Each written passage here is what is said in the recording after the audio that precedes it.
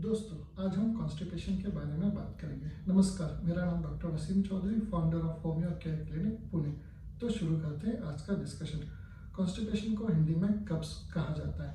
Constipation ये एक बड़ी प्रॉब्लम बनती जा रही है। आजकल का लाइफस्टाइल, खाना पीना और कई अन्य कारणों की वजह से ये प्रॉब्लम काफ़ी कॉमन होती जा रही है। अगर सही टाइम पे अगर इसका ट्रीटमेंट नहीं लिया गया तो ये कई अन्य बीमारियों का कारण बन सकता है, जैसे पाइल्स, फिशर, फिस्चुला। कॉन्स्टिपेशन और कब्ज ये काफ़ी कॉमनली क्लिनिक में सुनाई देता है।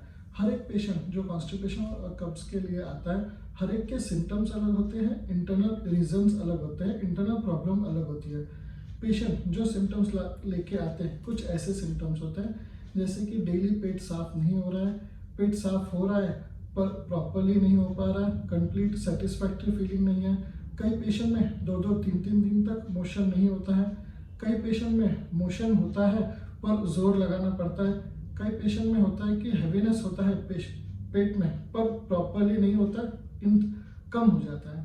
कई पेशेंट में होता है कि मोशन हार्ड ड्राई स्टूल्स रहता है। कई पेशेंट में ऐसा भी होता है कि मोशन सॉफ्ट होता है पर फिर भी जोर लगाना पड़ता है। कई पेशेंट में ऐसे होता है कि मोशन आके अटक जाता है, फिजिकली बाहर निकलना पड़ता है उंगलियों से या फिर फिंगर से। कई पेशेंट में ऐसे होता है कि मोशन का फीलिंग रहता है पर होता नहीं है। और अब बात करते हैं मोशन के अलग अलग टाइप्स के बारे में। मोशन होता है जिसमें ड्राई स्टूल्स रहते हैं, हार्ड रहता है, जोर लगाना पड़ता है। कई पेशेंट में छोटे छोटे बॉल जैसे रहता है, कई पेशेंट में तो शिपडम जैसे रहता है। दोस्तों, अब हम कॉन्स्टिपेशन कब्ज के कारण के बारे में बात करेंगे कि कॉन्स्टिपेशन क्यों होता है। आजकल के लाइफस्टाइल में सबसे कॉमन जो प्रॉब्लम हो रही है वो हमारी ईटिंग हैबिट्स है।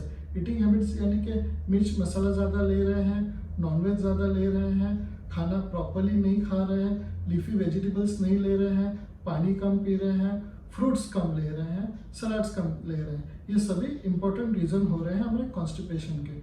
दूसरा कारण है हमारा सीडेंटरी लाइफस्टाइल।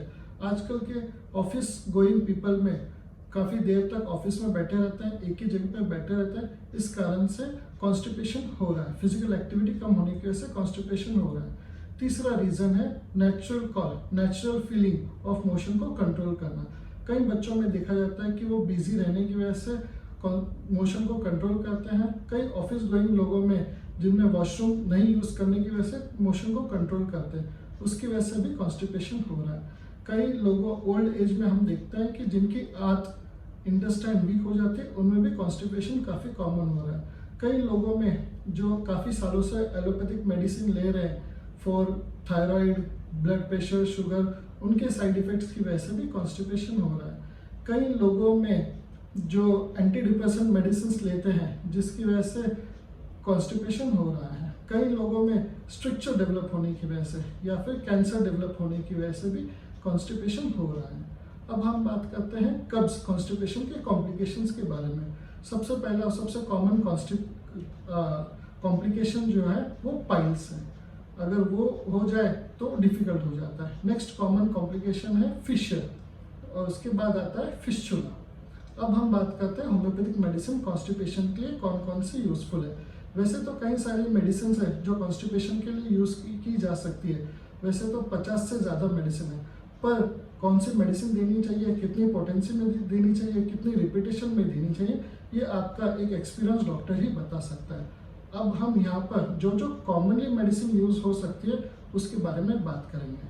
सबसे पहले स्टार्ट करते हैं छोटे बच्चों के लिए। छोटे बच्चे जो बॉटल फीड कर रहे हैं, जो बॉटल से दूध पी रहे हैं, उनके लिए सबसे कॉमन मेडिसिन यूज़ होती है वो एल्यूमिना।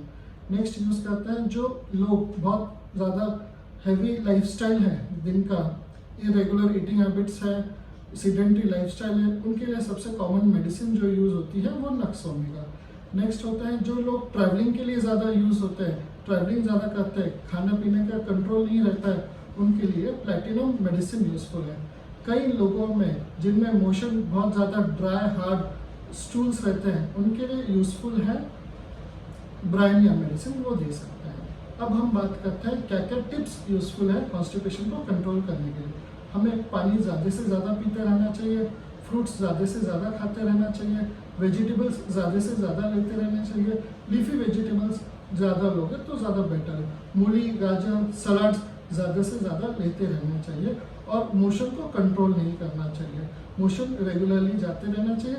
अगर हो सके तो एक फिक्स टाइम डेवलप करना चाहिए, तब वो टाइम पे मोशन जाना ही है, मोशन आए या ना आए, ताकि वो रेगुलर हैबिट लग जाएगी। जैसे हमारे खाने के टाइमिंग्स होते हैं, सोने के टाइमिंग्स होते हैं, वैसे ही मोशन करने के भी एक प्रॉपर टाइम डेवलप करना चाहिए, ताकि फिर over a period of time motion properly वहाँ पर हो सके।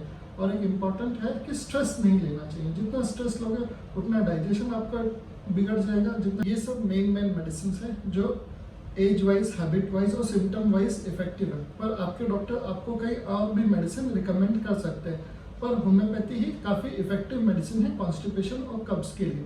दोस्तों, उम्मीद करता हूँ कि आपको मेरा ये वीडियो पसंद आया होगा। यूट्यूब चैनल से जुड़े रहना चाहते हैं तो इसे सब्सक्राइब कर लीजिए और बेल आइकन बटन दबाइए, ताकि आपको जो भी मैं न्यू वीडियो डाल सकूँ उसका नोटिफिकेशन आपको आता रहे।